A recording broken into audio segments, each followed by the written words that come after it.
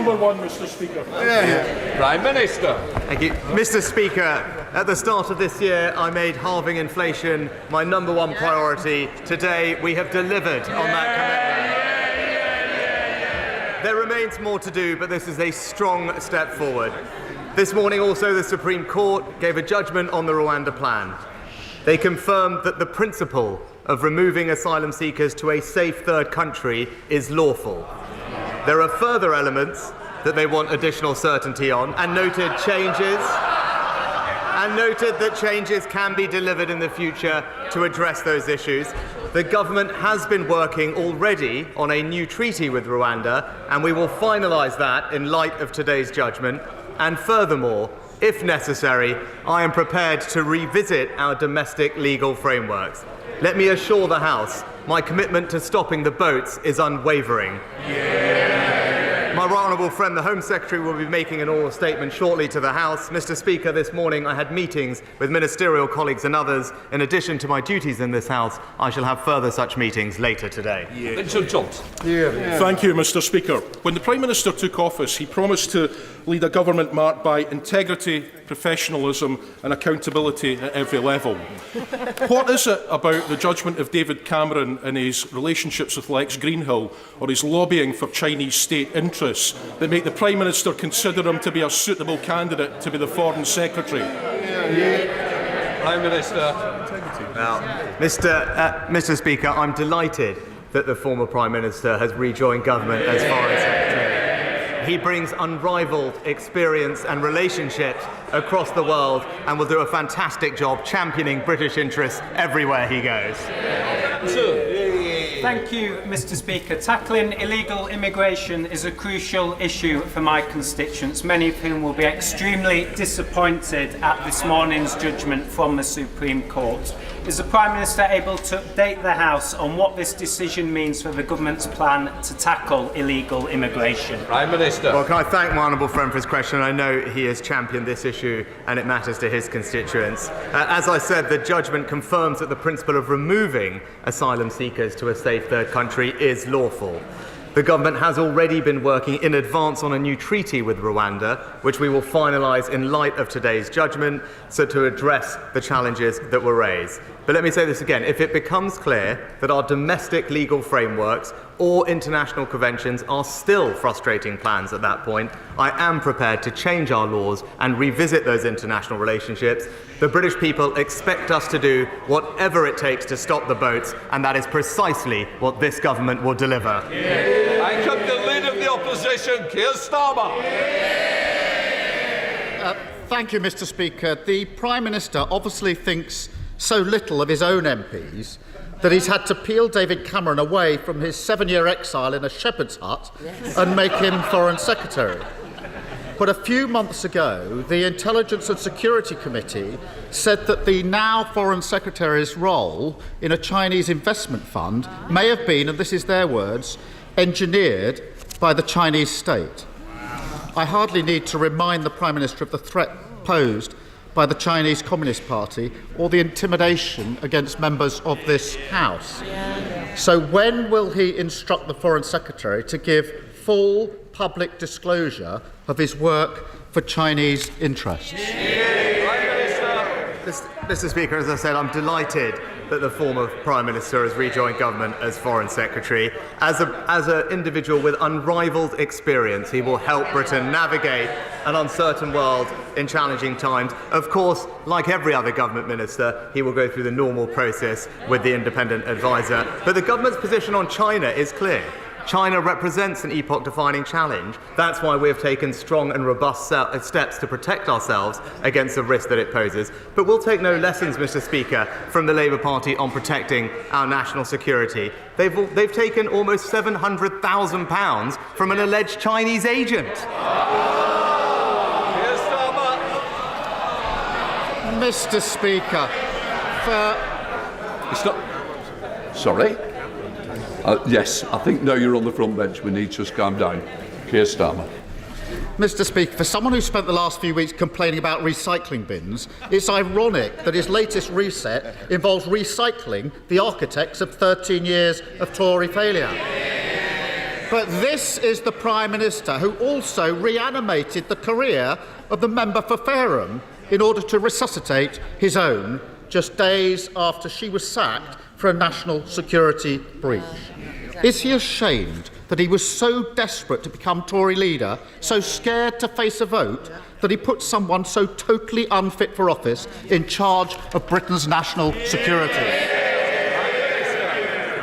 Mr. Speaker, he mentions 13 years. We remember what happened at the beginning of that 13 years. It was this party that restored this country's financial security after the Labour Party left no money behind, Mr. Speaker. And it is a bit rich to take lectures on security from a man who wanted to make the former member for Islington North Prime Minister of our country. The member for Islington North isn't even a Labour MP anymore. A change party and strong leadership. Mr. Speaker. Luke, with a lot of business today, very important business with some important votes, and I want to get through this speedily. Keir Starmer. Mr. Speaker, for 13 years our security has been undermined by this Tory government. And now the most ridiculous, pathetic spectacle of all. His Rwanda scheme, cooked up with his National Security Threat Home Secretary, has blown up. He was told over and over again that this would happen, that it wouldn't work, and it was just the latest Tory gimmick. But he bet everything on it, and now he's totally exposed. The central pillar of his government has crumbled beneath him. Does he want to apologise to the country for wasting £140 million of taxpayer cash and wasting his entire time in office? Mr. Speaker, obviously the person officer didn't hear what I said about our approach to Rwanda, and not least when it comes to stopping the boats. Rwanda is one part of our plan which has already delivered a reduction in the number of small boats this year by a third, Mr. Speaker. But he talks about apologising. He talks about the former member not being a Labour MP now. Yes, he wasn't a Labour MP when he declined 15 different times to say that Hamas was a terrorist organisation this week, which is shameful. But he was a Labour MP. Indeed, the honourable gentleman served with him. He told the country he would make a great Prime Minister. At that point, he described Hamas as friends. Does he want to apologise for that now?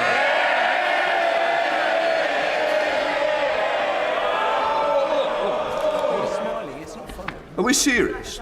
No. Because I'm going to tell you. Oh, I wouldn't challenge.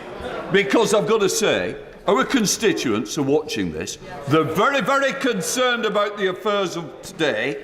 They're very concerned about the votes later. A lot of members wish to speak. Those who don't want that to happen, please, go outside, go and have a conversation there. You want to bawl and shout, do it elsewhere. But it won't be happening in here today. Keir Starmer. Mr. Speaker, I'm so glad he agrees this is a changed Labour Party. And while he was wasting his time on this gimmick, the asylum backlog has swollen to 175,000 people. Taxpayers are paying £8 million a day on hotel bills, and 615 people arrived by small boat last Sunday alone. Plan A has failed. And after this session, whether he likes it or not, he'll have to go back to his office, back to the drawing board, and start from scratch. Can he assure the British public that he will drop what his former Home Secretary calls his magical thinking and start treating small boat crossings with the seriousness that they deserve? Mr. Speaker, he talks about a changed Labour Party. Perhaps we'll see that this evening. He can't even make his party do the right thing when it comes to standing by Israel in the vote later today. He talks about taking small boats crossing seriously. He's opposed every single measure that we have taken, Mr. Speaker. Again, let me update him on what we've done this year. The number of illegal Albania arrivals down by 90%. 20,000 people returned this year. The number of crossings down by a third. He mentioned hotels, closing 50 of them. Money being saved for taxpayers. All, by the way, opposed by the party opposite. What is the honourable gentleman's plan? Yes, there we have it. A cosy deal with the EU, which would see the UK accept 100,000 illegal migrants. He doesn't want to stop the boats. He wants to welcome more of them. Mr. Speaker, it's very straightforward. He promised that he would stop the boats this year. Yeah. This year. Today is the 15th of November. He's wasted all of his time on a gimmick, and now he's absolutely nowhere. Will he level with the British public and finally admit he's failed to deliver on his promise? Mr. Speaker, this government has done more to tackle illegal migration than any in the past. And again, let's just review, Mr. Speaker. He's been on the wrong side of this issue his entire career. This is a man who described all immigration law as racist.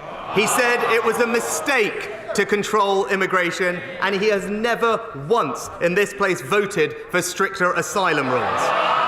It's clear, Mr. Speaker, while he might want to listen to the open border activists, I'm siding with the British people. I would have thought if he was confident about his promise, he would have given an answer saying he stands by it and will deliver by the end of the year. Yeah. But the absence of that answer is absolutely amazing in the circumstances. He's had 3 reshuffles, a forgotten conference speech, an empty King speech. Yeah. He even found time to fanboy Elon Musk. But not one of them has made the slightest difference to the lives of working people. If we had £1 for every time we had a reset, the cost of living crisis would be over long ago. Now, he likes to think of himself as the man from Silicon Valley, the tech-savvy Californian, the country's first AI PM. And yet his big idea is to keep turning his government on and off and hope at the wall and hope that we'll see signs of life. Is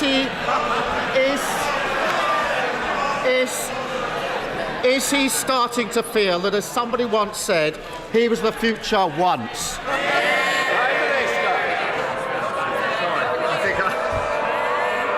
I slightly missed the end of that, but I've got to say,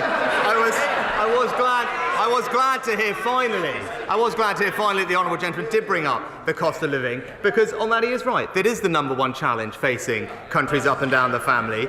And today, he mentioned it, but what he failed to recognise, and he talked about delivering on promises, today was a day that we delivered on the most important pledge I make to halve inflation, Mr. Speaker.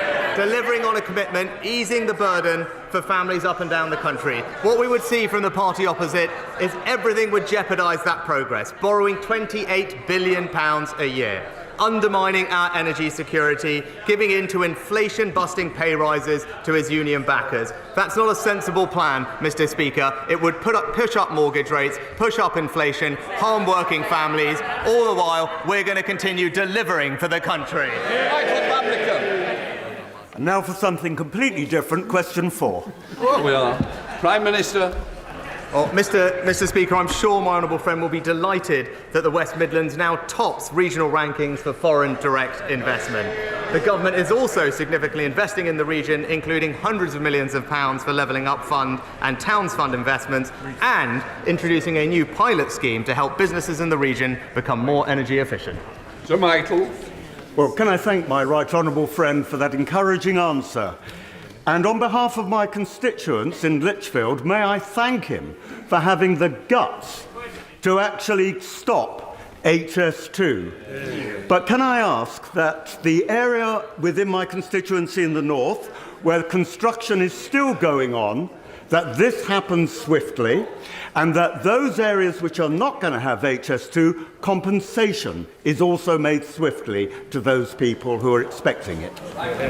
Well, can I thank my honourable friend for his question, but also for his consistent campaigning on this issue, and I recall his last question at Prime Minister's Questions on this very topic. I'd like to reassure him that we are committed to fair treatment for people affected by the changes, whilst also protecting taxpayers appropriately. Wherever property has been acquired for HS2, property owners have been fully compensated, and any outstanding cases will be settled. We are developing a programme to sell the surplus land on HS2 Phase 2 and ensure that it delivers value for money, does not disrupt local property markets, and I'll ensure that the Royal Minister talks and meets with him swiftly on behalf of his constituents. SNP Leader Stephen Flynn. Mr. Speaker, in 2010, the then Prime Minister and now Foreign Secretary David Cameron said that people in Gaza are living under constant attacks and pressure in an open-air prison.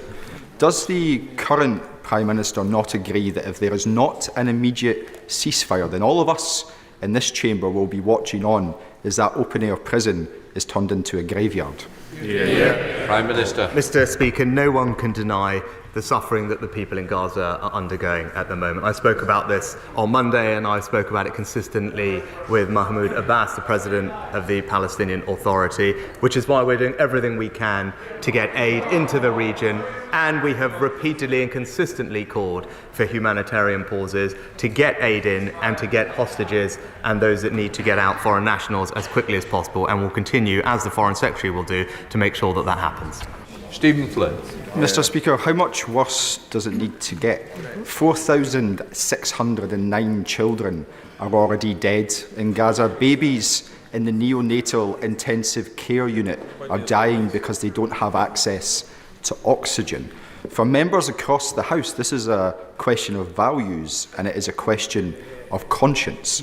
So does the Prime Minister not agree that should there be a vote on an immediate ceasefire, that members across the House should be afforded a free vote? Prime Minister. Well, Mr. Speaker, our position as a government is clear on this. It's right that Israel is able to defend itself, and that principle is one which we support. It has suffered an appalling terrorist attack. Hamas is a terrorist organisation, and it is not just Israel's right but duty to protect its citizens. At the same time, we have consistently at the United Nations and bilaterally with all our partners called for humanitarian pauses to ensure that more aid can get in, hostages and nationals can get out. That's the right thing to do. We will continue to do everything we can to alleviate the suffering that the Palestinian people are undergoing, and I'm confident that our efforts are already making a big difference on the ground.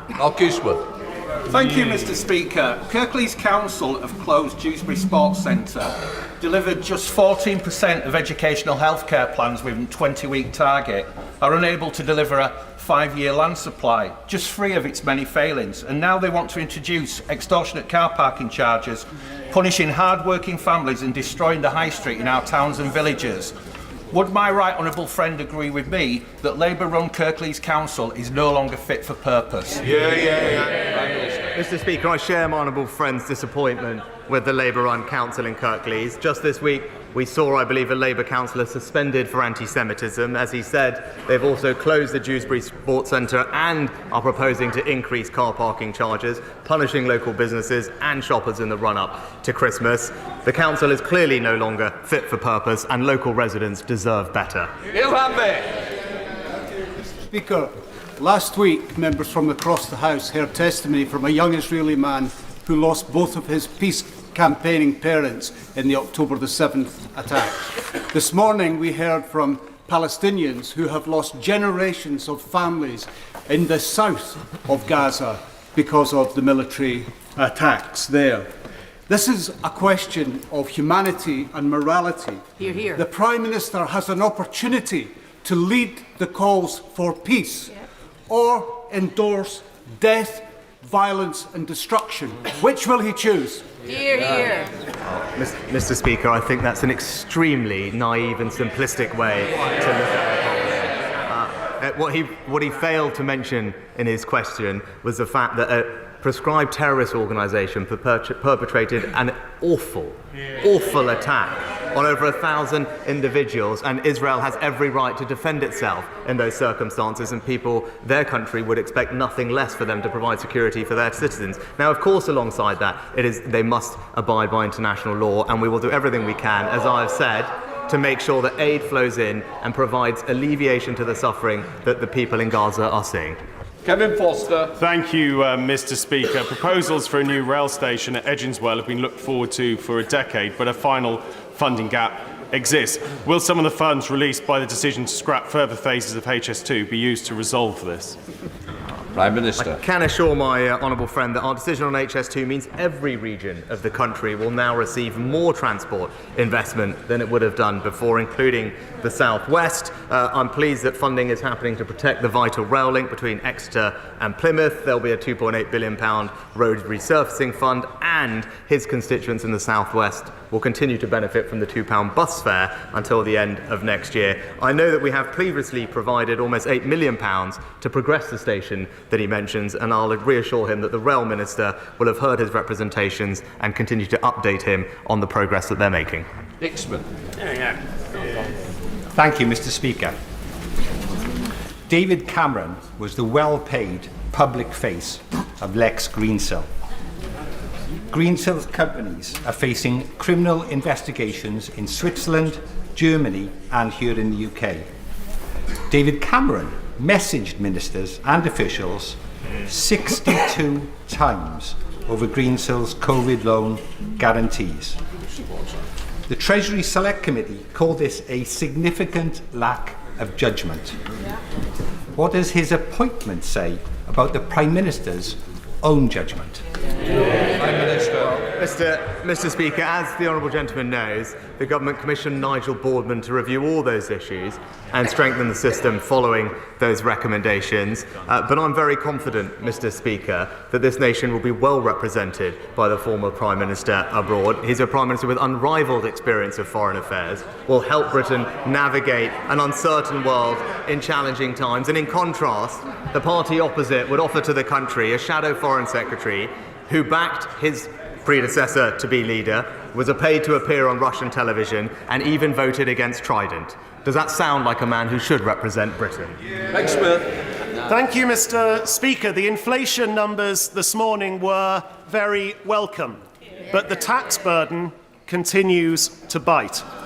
So will the Prime Minister agree in principle with me that the concept of higher rate tax was never meant to drag in police sergeants, band-aid nurses, teachers with additional responsibilities and others, and that a priority for his Treasury ministers should be to return fairness to the tax thresholds? Prime Minister. Well, Mr. Speaker, I agree with the honourable gentleman, and I'm pleased that the vast majority of people will continue not to pay the higher rate. I share his ambition to cut taxes for working people. Right now, inflation is falling, and we're sticking to our plan, which is delivering a halving of it this year, because that is the most effective tax cut that we could have delivered for the British people this year, rather than making it worse, as the party opposite would, borrowing money in the way that would be irresponsible and just drive up inflation and interest rates. But I want to reassure him that I absolutely share his ambition to cut taxes for working people, and as we stabilise the economy, that's something that both the Chancellor and I are keen to deliver. David. Mr. Speaker, my son loves football, and I understand the Prime Minister is a big Southampton supporter. So after his latest cabinet reshuffle, I wonder if he can tell me, since 2010, have we seen more Southampton managers being sacked, or have we seen more housing ministers come and go? The answer might help to explain why the government is failing so miserably in new home ownership. Prime Minister. Well, Mr. Speaker, I'm pleased. I'm pleased that in the last figures that we saw, we had actually a record number of first-time buyers, Mr. Speaker, and we're delivering 1 million homes over this Parliament, as we said, whilst the party opposite blocked our plans to unlock 100,000 homes at the same time. And when it comes to Southampton, I'm also pleased that we're on, I think, almost a 7 or 8 game unbeaten run. Sir Desmond Swing. If a two-state solution is to have a chance, Hamas must be defeated, but also there will have to first be a more enlightened policy of administration in the occupied West Bank, mustn't there? Oh, Mr. Speaker, I thank my honourable friend for his question. The UK's long-standing position on the Middle East peace process is very clear.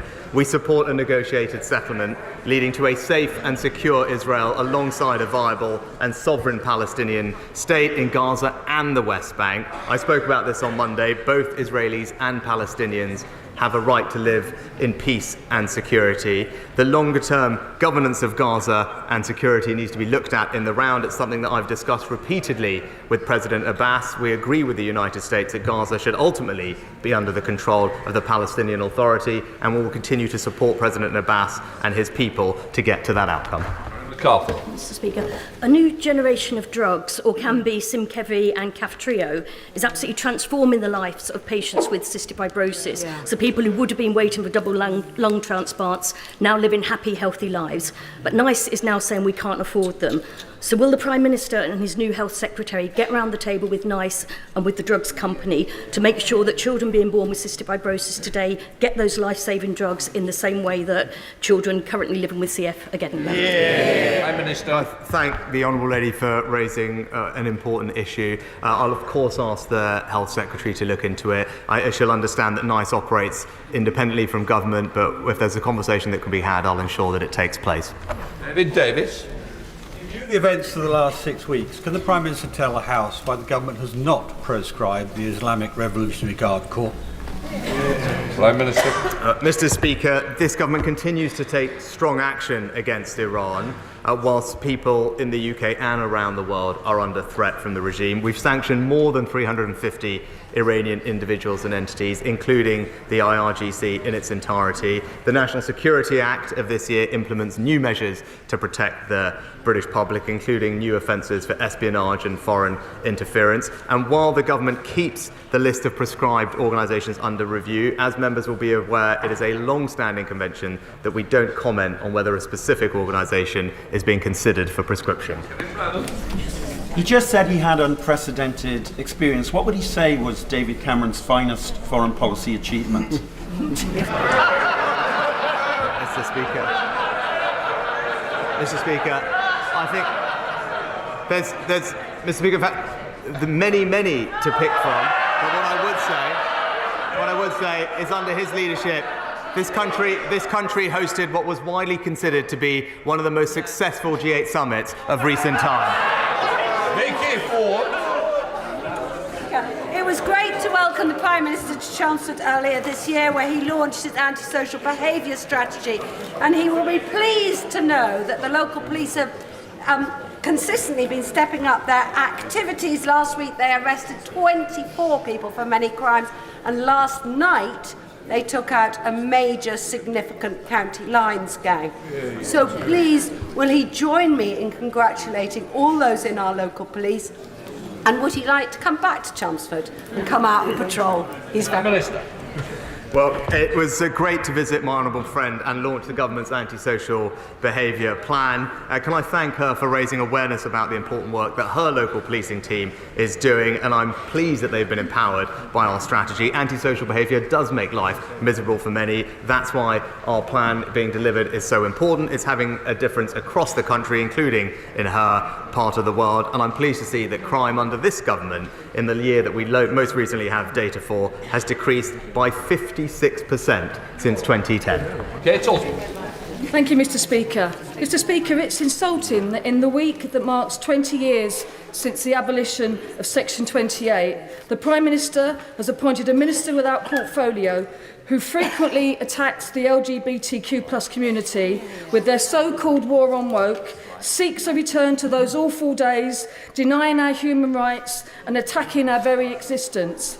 Does the Prime Minister agree that he has manifestly and repeatedly failed? It's time for him to resign and to call a general election.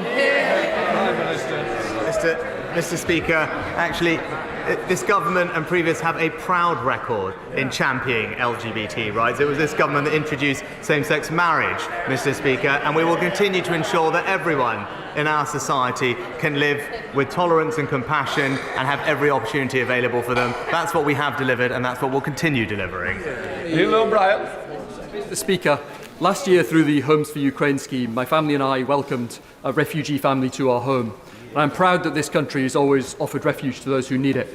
But it's essential that we in this country decide who comes to this country. The Prime Minister has rightly said that he will do whatever it takes to stop the small boats and the evil trade around them.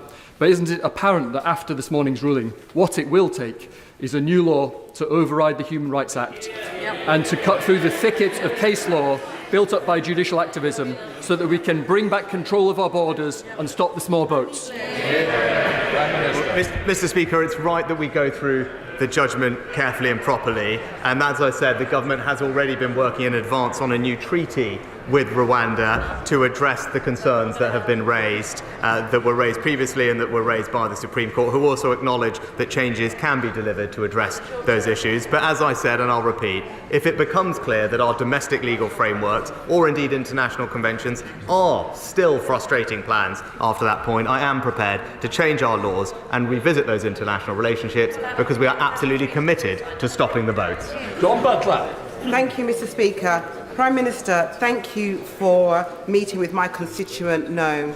It has been 40 days since Noam's mum, Ada Sagi, was kidnapped by Hamas on October the 7th. We all condemn Hamas's actions and fight for the return of all hostages. Noam wants the language of love to be louder than the language of hate. 11,000 Palestinians have been killed, over 4,000 of them children. International law is important.